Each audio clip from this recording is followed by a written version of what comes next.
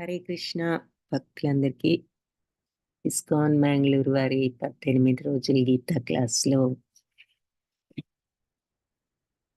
13వ రోజు అందరికీ స్వాగతం. జ్ఞానయోగంలో మొట్టమొదటి అధ్యాయం. ఈ లాస్ట్ 6ని జ్ఞానయోగం అంటాం. క్షేత్రజ్ఞ విభాగ యోగము అని ఈ అధ్యాయానికి పేరు. ఓం అజ్ఞానతిమిరాంధస్య జ్ఞానాంజనశలాకయా చక్షురున్మిళితం యేన తస్మై శ్రీగురవే నమః. నమో ఓం విష్ణుపాదాయ కృష్ణప్రేష్ఠాయ భూతలే శ్రీమతే భక్తివేదాంత స్వామి ఇతి నామినే. నమస్తే సరస్వతి దేవి గౌరవాణి ప్రచారిణి నిర్విశేష శూన్యవాది పాశ్చాత్య దేశధారిణి. हे कृष्ण करुणा सिंधो दीनबंधो जगत्पते गोपेश गोपिका कांता राधा कांता नमोस्तुते. तप्त कांचन गौरांगी राधे वृंदावनेश्वरी वृषभानुसुते देवी प्रणमामि हरिप्रिये. जय श्री कृष्ण चैतन्य प्रभु नित्यानंद श्री अद्वैत गदाधर श्रीवासादि गौर भक्त वृंद. हरे कृष्ण कृष्ण कृष्ण हरे हरे हरे राम राम राम हरे हरे. हरे कृष्ण. ఈ క్షేత్రజ్ఞ విభాగ యోగం మొట్టమొదటిగా అర్జునోవాచ్తో ప్రారంభం.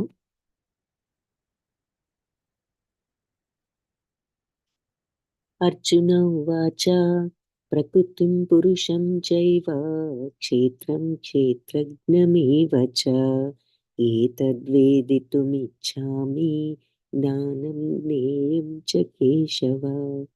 సో అర్జునుడు అంటున్నాడు ఏమని, కృష్ణ ప్రకృతి మరియు పురుషుడు. పురుషుడు అంటే అన్నిటికీ భోక్త. అన్ని కర్మలు కూడా ఎవరికైతే చెందుతాయో, ఎవరైతే అన్నిటినీ కూడా అన్నిటి ఫలితాన్ని తీసుకునేవాడు అని అర్థం. అందుకని భోక్త భగవంతుడు. ప్రకృతి మరియు పురుషుడు గురించి క్షేత్రము క్షేత్రజ్ఞుడు, క్షేత్రాన్ని తెలిసిన క్షేత్రజ్ఞుని గురించి జ్ఞానము మరియు జ్ఞాన విషయాన్ని అంటే జ్ఞేయము, ఈ విషయాల్ని గురించి అడగాలి అని తెలుసుకోవాలి ఉంది అని ఒక 6 ప్రశ్నలు ఇక్కడ అర్జునుడు అడగటం జరిగింది. అప్పుడు భగవంతుడు ఏమంటున్నారు అంటే, శ్రీ భగవానువాచ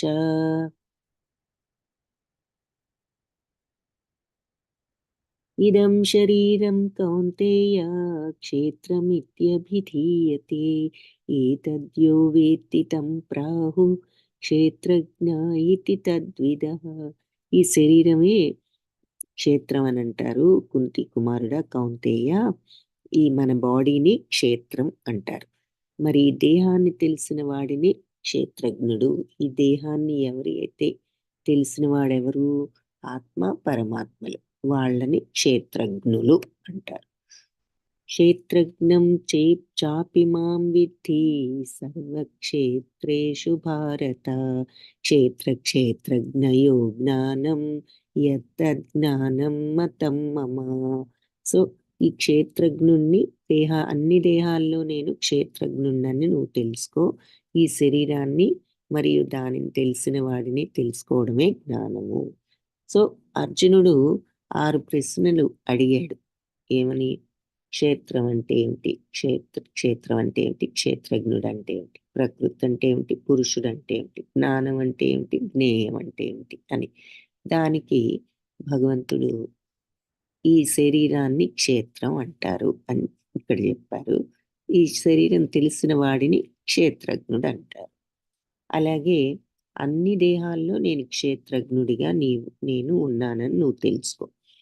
అది శరీరాన్ని తెలిసిన వాడంటే మరి భగవంతుడు అందరిలోనూ ఉన్నారు కాబట్టి ఆయనకి అందరి గురించి తెలుసు. అలాగే ఎవరి శరీరం వాళ్ళకి తెలుసు కాబట్టి వాళ్ళ ఆత్మకు కూడా తెలుసు. తర్వాత ఈ శరీరం తెలిసిన వాడిని, ఈ క్షేత్రజ్ఞుణ్ణి, క్షేత్రాన్ని అర్థం చేసుకోవడమే జ్ఞానం అని చెప్పి ఈ శ్లోకంలో చెప్పారు. సో ఇప్పటికి 3 ప్రశ్నలకు సమాధానం చెప్పారు. ఈ నెక్స్ట్ దాంట్లో తత్క్షేత్రం యచ్చ యాదృచ్చ యద్వికారీయతశ్చ యత్ సచయో యత్ప్రభావశ్చ తత్సమాసేన మే శృణు. ఇప్పుడు ఈ క్షేత్రం గురించి అది ఏ విధంగా ఏర్పాటు చేయబడింది, దానిలో మార్పులు ఏమిటి, ఎక్కడి నుంచి ఉత్పత్తి అయింది, ఈ క్షేత్రాన్ని తెలిసిన వాడెవరు, అతని ప్రభావం ఏమిటి, ఈ విషయాలన్నీ కూడా నీకు వర్ణిస్తాను విను అని అంటున్నారు. ఋషిభిర్బహుధా గీతం ఛందోభిర్వివిధై పృథక్ బ్రహ్మసూత్రపదైశ్చైవ హేతుమద్భిర్వినిశ్చితై.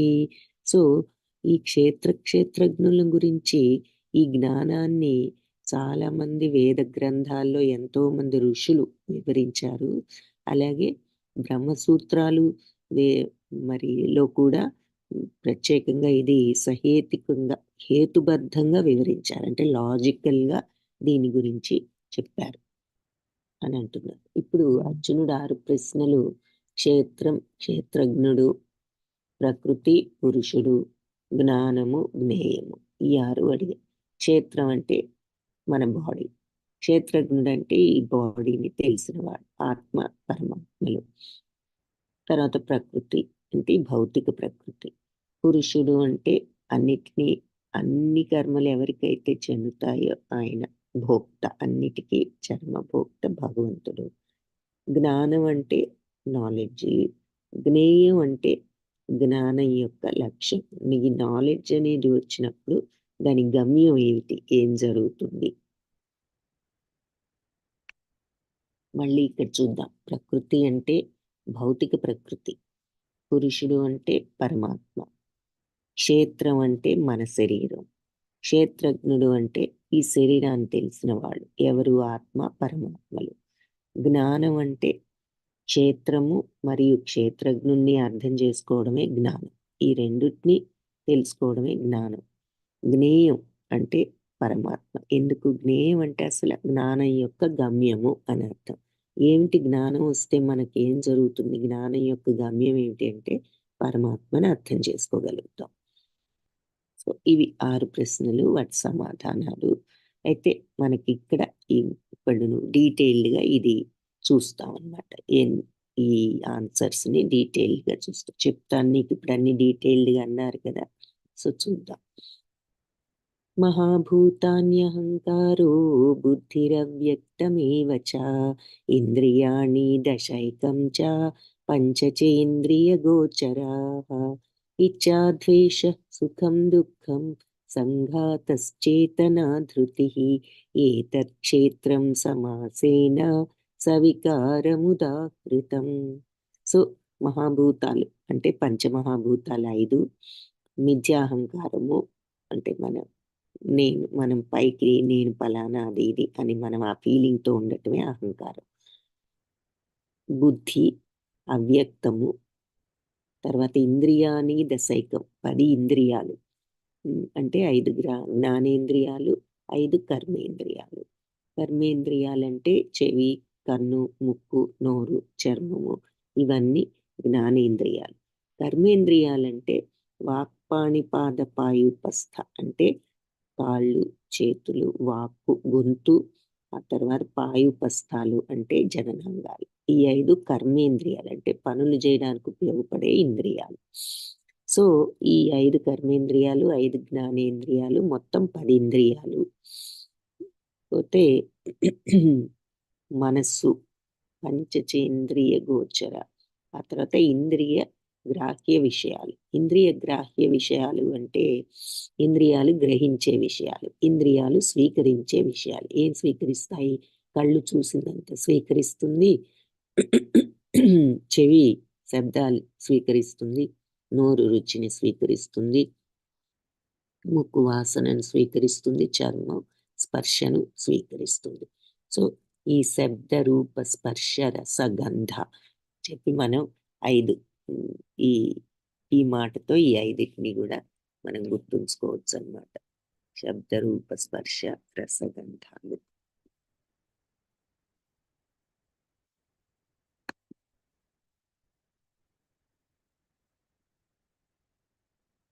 ఇక్కడ ఈ పదాన్ని రాస్తాను, మీరు గుర్తుంచుకోవాలంటే ఈ ఇది యూజ్ చేసుకోవచ్చు, కాపీ చేసుకోవచ్చు. శబ్ద రూప ఒక మాటతో సంస్కృతంలో దీన్ని ఇలా వర్ణించారు. శబ్ద రూప రస స్పర్శ, శబ్ద రూప స్పర్శ రసగంధాలు.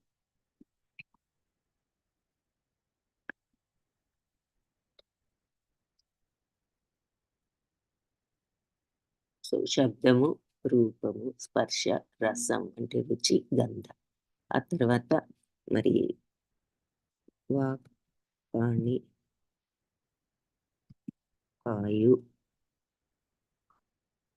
పస్త. ఇది 5 కర్మేంద్రియాలు. ఇక మామూలు ఇంద్రియాలు మీ అందరికీ తెలిసినవే, చెవి, కన్ను, ముక్కు, నోరు, ఇవన్నీ. సో ఇంద్రియాలు 5 కర్మేంద్రియాలు, 5 జ్ఞానేంద్రియాలు, మనసు, 5 ఇంద్రియ గ్రాహ్య విషయాలు అంటే స్పర్శ, రూప, రసగంధాలు ఇంద్రియాలు గ్రహించే విషయాలు.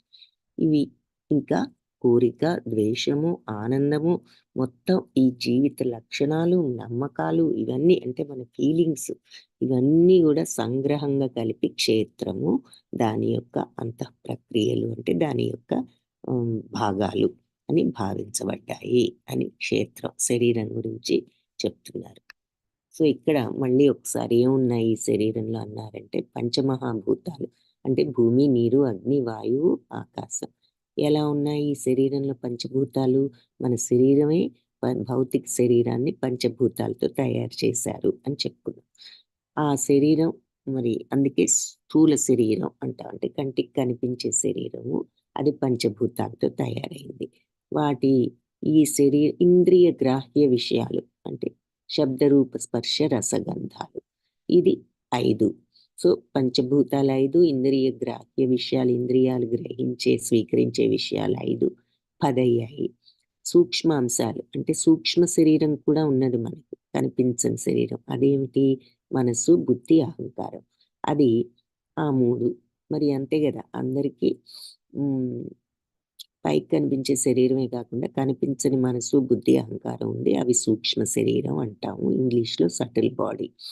కనిపించే శరీరాన్ని స్థూల శరీరం అంటాము, ఇంగ్లీష్లో గ్రోస్ బాడీ. ఇంకపోతే జ్ఞానేంద్రియాలు 5.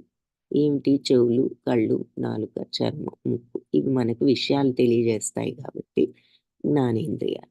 కర్మేంద్రియాలంటే పనులు చేయడానికి ఉపయోగపడేవి 5. సో అవి ఏంటి? కంఠము, చేతులు, కాళ్ళు, జననాంగాలు 2, 5.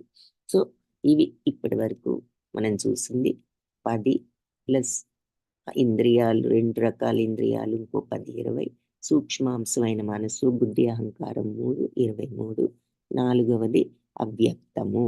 అవ్యక్తం అంటే ఈ 3 గుణాలతో కూడుకున్న మన యొక్క స్వభావము. ఇక్కడ ఈ చిత్రంలో ఇవన్నీ చూపిస్తున్నారు. మీరు కావాలంటే దీన్ని ఒక ఫోటో తీసుకోవచ్చు. ఈ స్లైడ్ ఇంపార్టెంట్ స్లైడ్. మన శరీరంలో ఉన్న 24 విభాగాలు చూపిస్తుంది. మొట్టమొదటిది మహాభూతాలు, పంచమహాభూతాలు 5. అర్త్, వాటరు, ఫైర్, ఎయిర్, ఇతర్ అంటే ఆకాశం. తర్వాత రెండవది 5 జ్ఞానేంద్రియాలు, నాలెడ్జ్ ఎక్వైరింగ్ సెన్సెస్, కళ్ళు, ముక్కు, చెవి, నోరు, చర్మము. మూడవది 5 కర్మేంద్రియాలు, వర్కింగ్ సెన్సెస్, వాక్పాణిపాద పాయుపస్థ, కంఠము, చేతులు, కాళ్ళు, పాయుపస్థాలంటే జననాంగాలు. తర్వాత 5వది ఇంద్రియ గ్రాహ్య విషయాలు, ఇంద్రియాలు స్వీకరించేవి, శబ్దరూప స్పర్శ రసగంధాలు 5. ఇకపోతే మనసు, బుద్ధి, అహంకారము, అవ్యక్తము అంటే మన స్వభావం, సత్వరజస్తమో గుణాలతో కూడుకున్న స్వభావం. ఇవన్నీ కూడా మరి మనకు ఈ పార్ట్స్ ఆఫ్ మన శరీరంలో ఉన్న విభాగాలు, వీటన్నిటితో మనము మరి ఈ శరీరంతో పనిచేస్తూ మనం సుఖ దుఃఖాలని, రాగద్వేషాలను అనుభవిస్తున్నాము. ఈ మనసు, బుద్ధి ఇవన్నిటితోనే కాకుండా మన హోల్ బాడీ మరి మన శరీరం గానివ్వండి, కళ్ళు, ముక్కు, చెవి, నోరు చు చు ఇచ్చేటి చూపించే విషయాలను గానివ్వండి, అలాగే మన పనులతో గానివ్వండి, మనసు, బుద్ధి, అహంకారం ఇవన్నీ కలిసి మన భావాలు ఇవన్నీ కలిసి మనకి సుఖ దుఃఖాలనే భావాలు, రాగద్వేషాలు కూడా కలుగుతున్నాయి ఈ శరీరంలో వీటన్నిటితో. ఇకపోతే ఈ శరీరం ఎలాంటిది అంటే మరి స్థూల శరీరం, సూక్ష్మ శరీరం అని చెప్పుకున్నాము. స్థూల శరీరం కనిపించే శరీరం, పైకి కనిపించే ఆకారం. సూక్ష్మ అంటే మనసు, బుద్ధి, అహంకార రూపంలో కనిపించని శరీరం. సో ఇలాంటి ఈ శరీరంతో జననము, పెరగటం, పుట్టడం, పెరగటం, జీవించడం, ఆ తర్వాత సంతానోత్పత్తి, కృషించడం, మరణించడం ఇవన్నీ మనకు ఈ శరీరంతో పుట్టినప్పుడు జరిగే విషయాలు.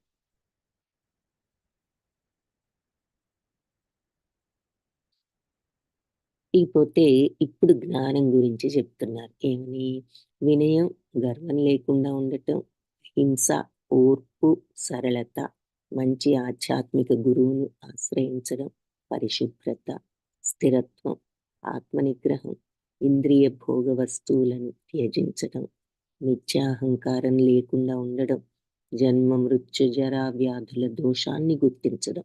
అంటే దోషం అంటే ఈ శరీరం, ఈ భౌతిక ప్రపంచం తాత్కాలికం. ఇక్కడ మరి అన్నది ఈ పుడతాము, మళ్ళీ మళ్ళీ మళ్ళీ పుట్టడం, ఇవన్నీ నిర్లిప్తత ఆ దోషాన్ని తెలుసుకోవటం, ఈ జనన మరణ చక్రాన్ని.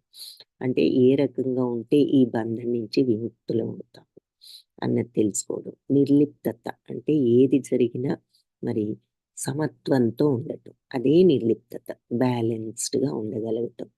మరి ఈ రాగద్వేషాల నుంచి విముక్తి, సుఖ సుఖ దుఃఖాలలో సమచిత్తం, ఎలా ఉన్నా బ్యాలెన్స్డ్గా ఉండటం. మరి భగవంతుడి పట్ల భక్తి, ఏకాంత ప్రదేశంలో నివసించాలని కోరుకోవడం. అంటే అందరినీ వదిలేసి వెళ్ళిపోమని కాదు, కానీ ఏది మరి మనం ఏదో అంటారు, hands in the society, head in the forest అని.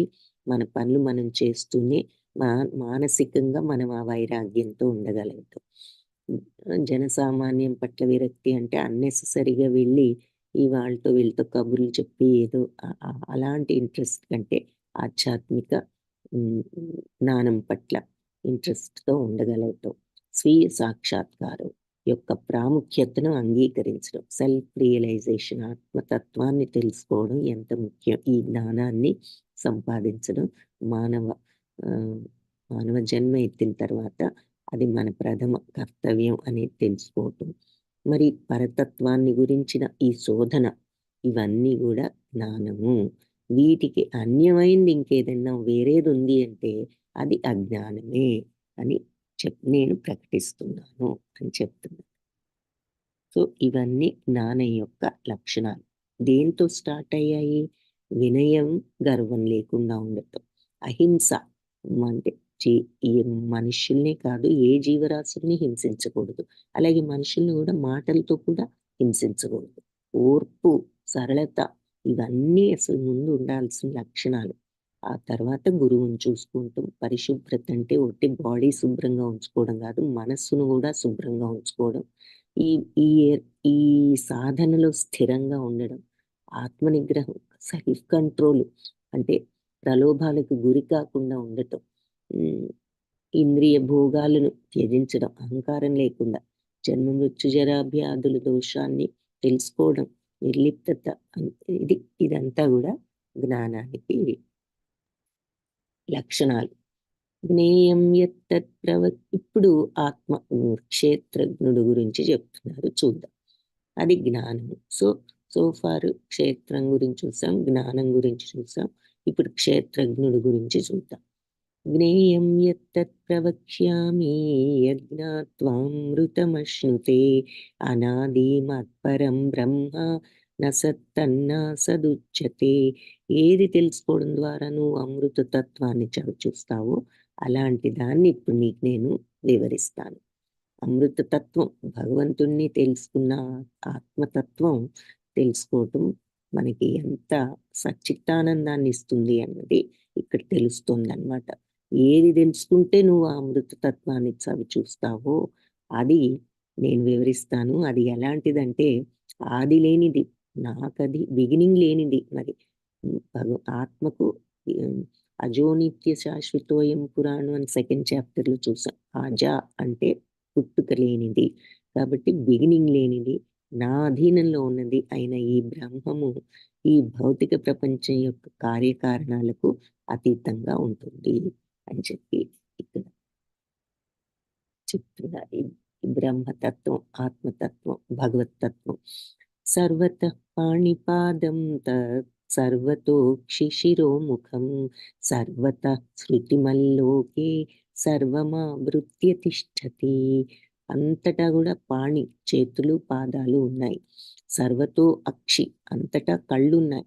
సర్వత శిరస్సులు తలలున్నాయి, ముఖాలున్నాయి.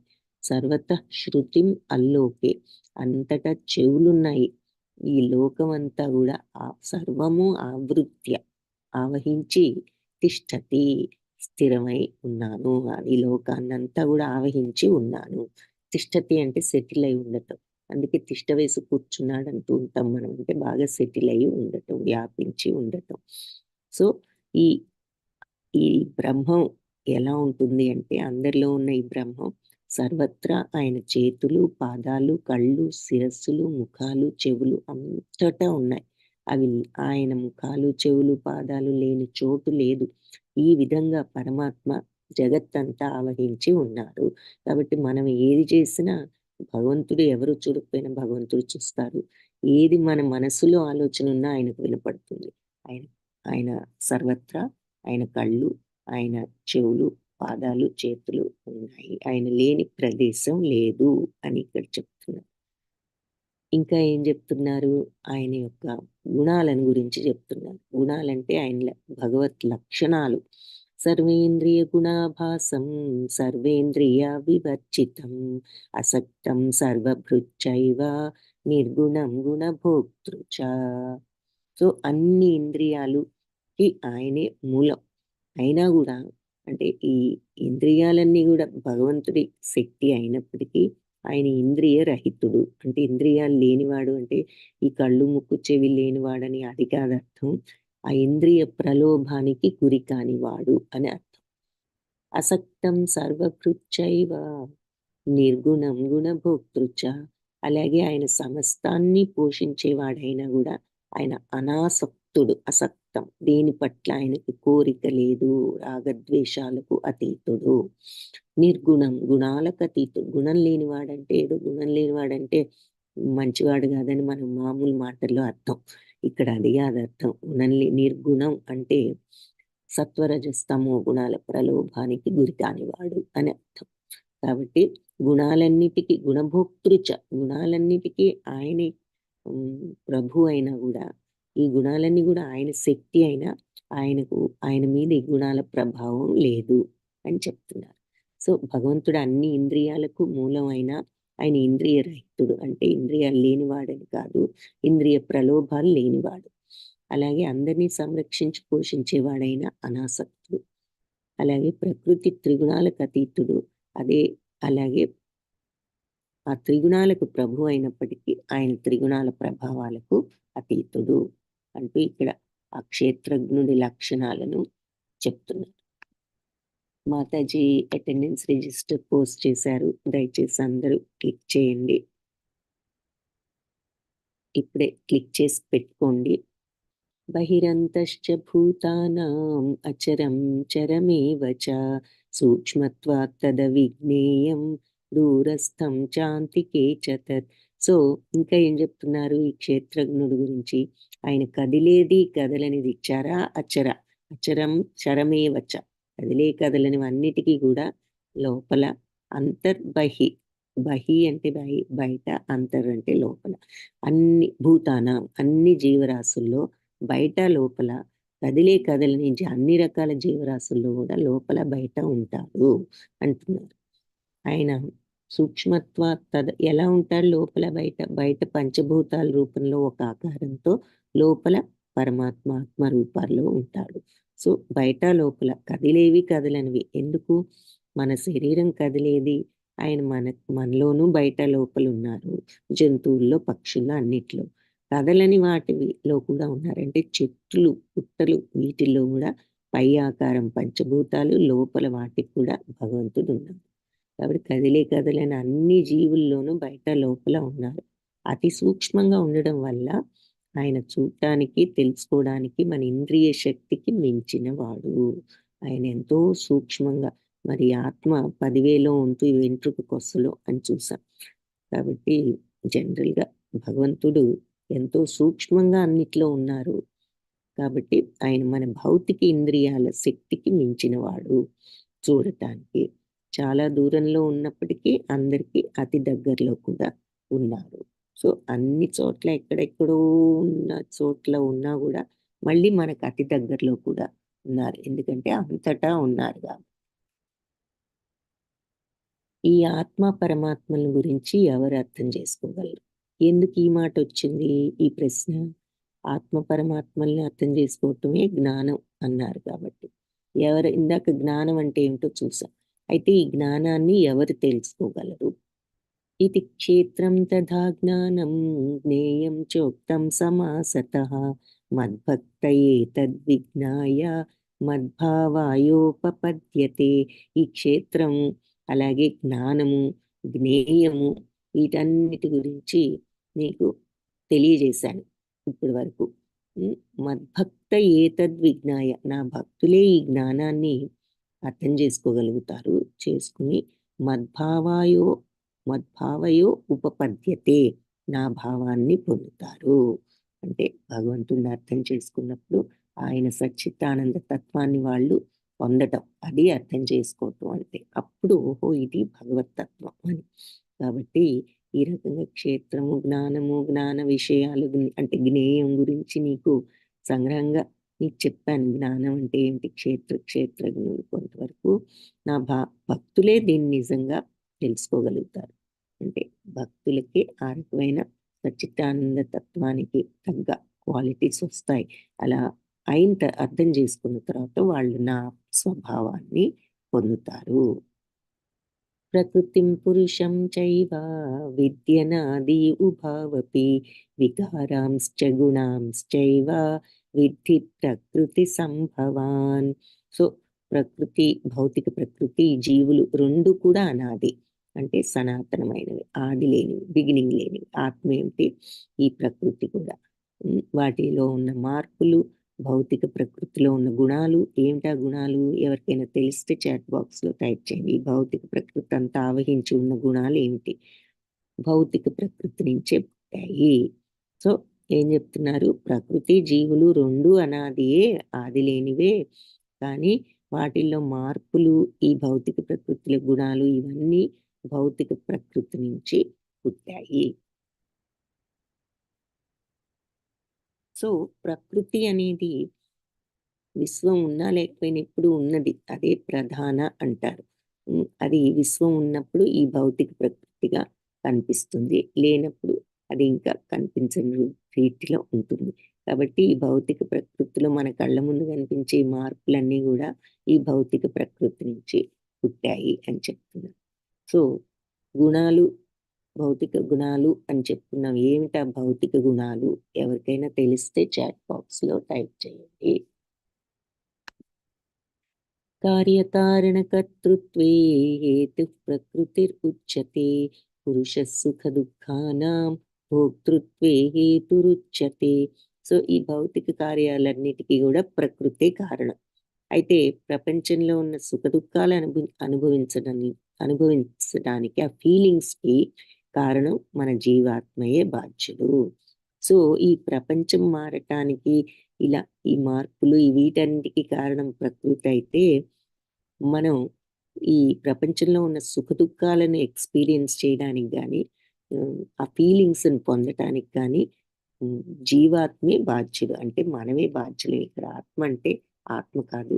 మనలో ఉన్న ఈ మనసు, బుద్ధి, అహంకారాలతో మనం ఈ సుఖ దుఃఖాలనే ఫీలింగ్స్ వీటన్నిటిని అనుభవిస్తూ ఉన్నాము. 84 లక్షల జీవరాశులు ఉన్నాయని చెప్పారు కదా! ఈ 84 లక్షల జీవరాశుల గురించి ఇక్కడ కొంత చెప్తున్నారు. అందులో 9 లక్షలు నీటిలో ఉండేవి, 20 లక్షలు కదలనివి అంటే స్థావరాలు. జంగాలంటే కదిలేవి, స్థావరాలంటే కదలనివి 20 లక్షలు.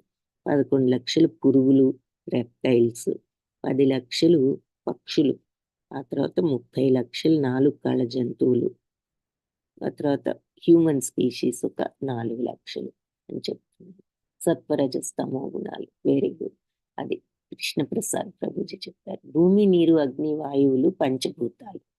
మన గుణాలు ఏమిటి అంటే సత్వరజస్ తమో గుణాలు. ఓకే. సో ఇవి 84 లక్షల జీవరాశులు. ఏమిటి అంటే ఇక్కడ చెప్తున్నారు. పురుష ప్రకృతిస్థో హి భుంక్తే ప్రకృతిజాన్ గుణాన్ కారణం గుణ సంగోస్య సదసద్యోని జన్మసు. సో ఈ భౌతిక ప్రకృతిలో స్థితమై ఉన్న జీవాత్మ ఈ ప్రకృతి గుణాలన్నిటిని కూడా అనుభవిస్తూ, అంటే మనం ఈ భౌతిక ప్రకృతిలో ఉన్నాము. ఈ ప్రకృతిలో ఉన్న గుణాలు ఏంటి? సత్వరజస్తమో గుణాలు. వీటన్నిటిని కూడా మనం ఎక్స్పీరియన్స్ చేస్తూ మన జీవితాన్ని గడుపుతున్నాం, సాగిస్తున్నాం. వీటన్నిటి పట్ల మమకారంతో మనం రాగద్వేషాలను పెంపొందించుకుని, తద్వారా ఈ రాగద్వేషాలతో మనం ఆ బంధాలను కలిగించుకుని, ఆ బంధాల వల్ల మనకి ఏ జన్మ ప్రాప్తం అవుతుందో ఆ జన్మను తెచ్చుకుంటున్నాం. మనం కలిగించుకునే బంధాలు మన ఉన్నత జన్మనైనా ఇవ్వచ్చు, అధమ జన్మనైనా ఇవ్వచ్చు. ఏ రకమైన బంధం అయితే ఆ రకమైన జన్మ వస్తుంది అని చెప్తున్నారు. సో ఈ ప్రకృతిలో ఉంటూ మనం ఈ ప్రకృతి మాయ అయిన సత్వరజస్తమో గుణాలు అలవర్చుకుని, తద్వారా మనం ఈ జీవితాన్ని సాగిస్తూ ఈ బంధాలను కలిగించుకుంటూ మనం మళ్ళీ జన్మని అధమ జన్మ, ఉన్నత జన్మ మన బంధాలను బట్టి పొందుతున్నాము అని చెప్తున్నారు క్లియర్గా. అంటే మళ్ళీ జన్మ మీరు ఇప్పుడు చేసే పనులు, మీరు కలిగించుకునే బంధాలను బట్టి మళ్ళీ జన్మ వస్తుంది. ఈ పనులు ఎలా చేస్తున్నారు అంటే సత్వరజస్తమో గుణాలను బట్టి మీరు ఏ గుణాన్ని అలవర్చుకుంటే ఆ గుణం పనులు చేస్తున్నారు. యావత్ సంజాయతే కించేత్ సత్వం స్థావర జంగమం క్షేత్రజ్ఞ సంయోగాత్ తద్విద్ధి భరతర్షభ. సో భరతవంశ శ్రేష్ఠుడా అర్జున, నువ్వు చూస్తున్న ఈ సమస్త చరాచర ప్రాణులు, కదలని అన్ని ప్రాణులు కూడా ఈ క్షేత్రజ్ఞుల యొక్క కలయికే అని తెలుసు. ఎలాంటిదైనా సరే ఈ పైకి పంచభూతాలతో తయారైన క్షేత్రము లోపల ఆత్మ పరమాత్మ ఉన్నది. ఏదైనా సరే, నువ్వు చూసే ఏ జీవి అయినా సరే అని చెప్తున్నాను. సో ఇక్కడ జ్ఞాని, మనం మెషిన్ చూస్తే ఏదో మెషిన్ అనుకుంటాం. జ్ఞానికి ఆ మెషిన్ పై ఆకారమే కాదు, లోపల అది ఎలా పనిచేస్తుందో కూడా తెలుసు. కాబట్టి మనలో కూడా ఎవరికైతే జ్ఞానం ఉందో వాళ్ళు లోపల ఉన్న ఈ ఆత్మతత్వాన్ని తెలుసుకోగలుగుతారు అన్నది సూచిస్తూ ఈ చిత్రాన్ని చూపిస్తున్నారు. సమం పశ్యన్ హి సర్వత్ర సమవస్థితమీశ్వరం నహి నస్త్యాత్మనాత్మానం తతో యాతి పరాం గతిం. సో లోపల ఉన్నది కూడా తెలుసుకోవడం అంటే అర్థం ఏంటి? ఆత్మతత్వాన్ని తెలుసుకోవడం. అది ఎలాగూ ఎలాంటి వాళ్ళు తెలుసుకుంటారంటే సమం పశ్యన్ హి, అన్నిటినీ కూడా అందరిలోనూ సమంగా, సర్వత్రా సమత్వం, అన్నిట్లోనూ సమానంగా ఉన్న భగవంతుడిని ఎవరైతే అంతటా చూస్తారో, భగవంతుడు అంతటా ఉన్నాడు. చీమలో తక్కువ ఉండి మనలో ఎక్కువ ఉండటం లేదు. మనలో ఎంత ఉన్నారో చీమలో కూడా అంతే ఉన్నారు. చైతన్యం అనేది అందరిలో ఒకటే ఉండబట్టి ఏ జీవి అయినా ఏదైనా పనిచేస్తుంది, ఇలా ఉంటుంది ఈ ఉనికితో. కాబట్టి అంతటా సమంగా ఉన్న భగవంతుణ్ణి ఎవరైతే అందరిలో ప్రతి ప్రాణిలో చూస్తారో నహినస్త్యాత్మనాత్మాని, వాళ్ళు తమను తాము దిగజార్చుకోరు. మనస్సుతో, ఇక్కడ ఆత్మ అంటే మనస్సు. వాళ్ళ మనస్సు చెడు భావాలతో దిగజారదు. తతో యాతి, ఆ రకంగా వాళ్ళు పొందుతారు పరమగతిని, అంటే భగవంతుడి పరమపదాన్ని పొందుతారు. సో ఈ చాప్టర్లో భగవంతుని చేరడం ఎలాగు అనేది, ఇది కూడా ఒక మార్గాన్ని సూచిస్తూ ఈ శ్లోకం చెప్తుంది. ప్రతి అధ్యాయంలో భగవంతుని పొందటం ఎలా అనేది ఉంది. ఒక్క శ్లోకంలో అయినా చెప్తారని చెప్పుకున్నాం. అలాంటి శ్లోకాల్లో ఇదొకటి. అందుకే ప్రతి అధ్యాయానికి యోగం అని పేరు వచ్చింది. భగవంతుడితో కనెక్షన్ ఏర్పరచుకోవడం ఎలా అన్నది ప్రతి అధ్యాయంలో కూడా ఉంటుంది కాబట్టి ప్రతి అధ్యాయానికి యోగం అంటే కనెక్షన్ విత్ గాడ్ అని అర్థం. యోగా అంటే అందుకని ఎవ్రీ చాప్టర్కి యోగా అని పేరు వచ్చింది. సో ఈ శ్లోకంలో భగవంతుణ్ణి ఎలా పొందొచ్చు అంటున్నారు. సర్వత్రా సమంగా ఉన్న పరమాత్మను ప్రతి ప్రాణిలో చూసేవాళ్ళు, వాళ్ళు తమను తాము దిగజార్చుకోరు. ఆ రకంగా వాళ్ళు ఉన్నత లోకాలకు, ఉన్నత స్వభావం ఉన్నప్పుడు అందరినీ సమంగా చూసేవాళ్ళు పరమపదాన్ని చేరుకుంటారు. क्षेत्रक्षेत्रज्ञयोरेवम् अंतरं ज्ञानचक्षुषा భూతప్రకృతిమోక్షం చ ఏ విదుర్యాంతి తే పరం. సో గమ్యం ఏంటో ఇక్కడ చెప్తున్నారు. ఈ క్షేత్రజ్ఞుల యొక్క అంతరం, డిఫరెన్స్ జ్ఞాన చక్షువులతో చూడగలిగిన వాడు భూత ప్రకృతి మోక్షం చ, ఈ భౌతిక ప్రకృతి నుంచి విముక్తి పొంది, ఏ వాళ్ళు విదుర్యాంతి తే పరం, నన్ను అలా తెలుసుకున్న వాళ్ళు పరమపదాన్ని పొందుతారు, భగవద్ధామాన్ని చేస్తారు. సో ఇక్కడ కూడా ఈ రకంగా చెప్తున్నారు. ఈ దేహాన్ని తెలిసిన క్షేత్రజ్ఞుని, ఈ భేదాన్ని ఎవరైతే జ్ఞాన చక్షువులతో గమనిస్తారో, తెలుసుకుంటారో, భౌతిక ప్రకృతి నుంచి విముక్తి పొందే పద్ధతి తెలిసిన వాళ్ళు ఎవరు?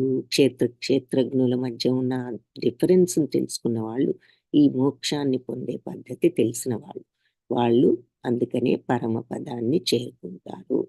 సో ఇక్కడ ఈ కంప్యూటర్ మనం చూస్తే పైన ఏదో బొమ్మ ఉంది, ఈ గేమ్ ఉంది అనుకుంటాం.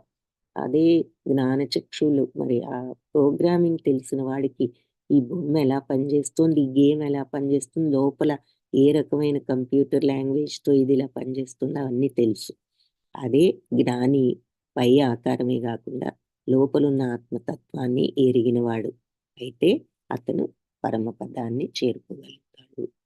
హరే కృష్ణ కృష్ణ కృష్ణ హరే హరే, హరే రామ రామ రామ హరే హరే. ఈ గీతా పాఠంలో మనం నేర్చుకున్నది ఏంటి అంటే, దేహము ఆత్మ, ఈ రెండింటికి పరమైన పరమాత్మ, ఈ భేదాన్ని అర్థం చేసుకున్నవాడు ఈ భౌతిక జగత్తు నుంచి విముక్తిని పొందగలడు. అంటే మనం శరీరం కాదు, ఆత్మ.